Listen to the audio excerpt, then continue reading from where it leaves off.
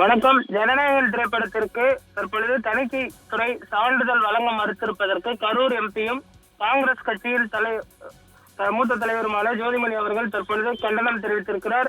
ஜனநாயகன் திரைப்படத்திற்கு ஒன்றிய அரசின் கீழ் இயங்கும் தணிக்கை வாரியம் சான்றிதழ் தர மறுப்பது கடுமையாக கண்டனத்திற்குரியது. இதில் தமிழ் திரைகளின் மீது நடத்தப்படுகிற தாக்குதல் நமது அரசியல் சார்பு விருப்பு வெறுப்புகளை தாண்டி கருத்து சுதந்திரத்தின் மீது நம்பிக்கையுள்ள ஒவ்வொருவரும் இதை கண்டிக்க வேண்டும்.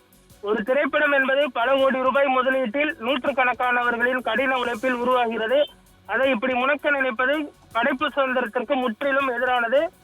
அதுவும் அரசியல் காரணங்களால் முடக்கப்படுவது இன்னும் ஆபத்தானது. அமலாக்கத்துறை, சிபிஐ, வருமான வரித்துறை வரிசையில் தணிக்கை வாரியமும் மோடி அரசின் அரசியல் ஆயுதமாகிவிட்டது. இதை நாம் மௌனமாக வேடிக்கை பார்த்திருக்க முடியாது.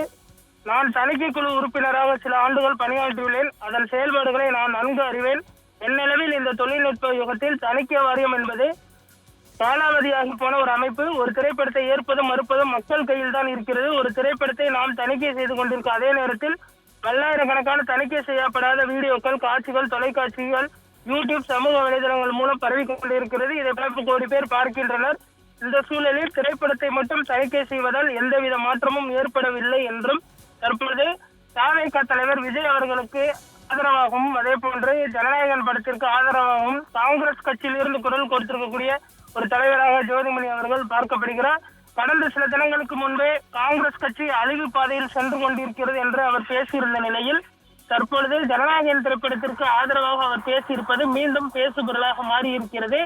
தவிகவுடன் காங்கிரஸ் கூட்டணி அமைக்க வேண்டும் என்று தொடர்ந்து பேசி வரக்கூடிய நிலையில் ஜோதிமணி அவர்களுடைய கண்டன அறிக்கை முக்கியத்துவம் வாய்ந்ததாக பார்க்கப்படுவது குறிப்பிடத்தக்கது.